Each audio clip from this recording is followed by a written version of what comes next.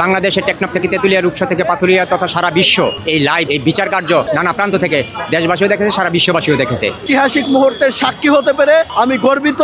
দীর্ঘ ১.৫ বছর পরে আজকে স্বৈরাচারী ফ্যাসিস্ট শেখ হাসিনার যে মৃত্যুদণ্ডের রায় আন্তর্জাতিক অপরাধ ট্রাইব্যুনাল দিয়েছে, আমি মনে করি একটা ঐতিহাসিক মুহূর্ত এবং সেই ঐতিহাসিক মুহূর্তের সাক্ষী হতে পেরে আমি গর্বিত। এবং জুলাই অভ্যুত্থানে আমরা হয়তো মারা যেতে পারতাম, এই জন্য আল্লাহর দরবারে লাখো কোটি শুকরিয়া যে আমরা এই স্বৈরাচারী শেখ হাসিনার রায়, মৃত্যুদণ্ডের রায়টাকে শুনতে পেরেছি। আর ভারতের প্রতি আমাদের আহ্বান থাকবে এবং সরকারের প্রতি আহ্বান থাকবে যাতে ভারত থেকে এই খুনি ফ্যাসিস্ট শেখ হাসিনাকে অনতিবিলম্বে বাংলাদেশে ফিরিয়ে এনে রায় কার্যকর করা হয়। এছাড়াও আমি স্পষ্ট ভাষায় বলতে চাই, যদি ভারত কোনোভাবে বাংলাদেশের কোনো অভ্যন্তরীণ বিষয় নিয়ে মাথা কামায়, যদি শেখ হাসিনাকে রক্ষার এক বিন্দুমাত্র চেষ্টা করে, তাহলে বাংলাদেশের ছাত্র জনতা বুলেটের সামনে দাঁড়িয়ে যেভাবে ভারতের আধিপত্যবাদকে মুক্ত করেছে, ঠিক সেইভাবে ভারতের বিরুদ্ধে আমরা দাঁড়াবো।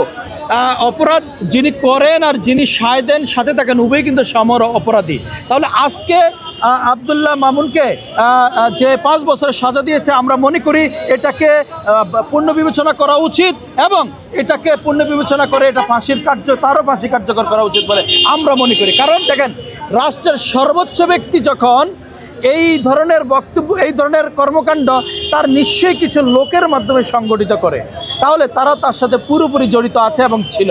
অতএব তাদেরও ফাঁসির রায় দেওয়ার জন্য আমি বিনীত অনুরোধ করব।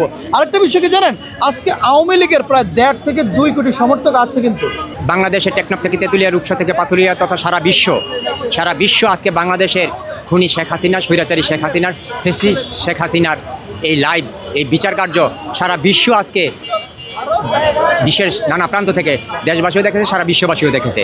তাই এই রায়কে প্রভাবিত করার কোনো স্কোপ আমি দেখি না।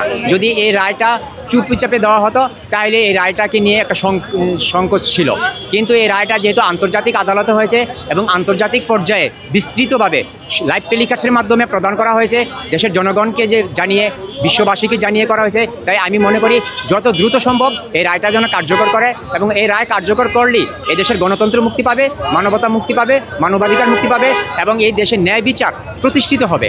আর যদি এই রায় নিয়ে কালি বিলম্ব করা হয়, তাহলে আগামীর বাংলাদেশ যারা রাজনীতি করে, যারা রাষ্ট্র পরিচালনা করবে, তারা একটা দুর্নীতিপরায়ণ হয়ে উঠবে, তারা মানবরূপী দানব হয়ে দানবরূপী রাজনীতিবিদ হয়ে এই জনগণের উপর আবার সেই জেল জুলুম, অন্যায় অত্যাচার, অবিচার, দুর্নীতি চালিয়ে যাবে।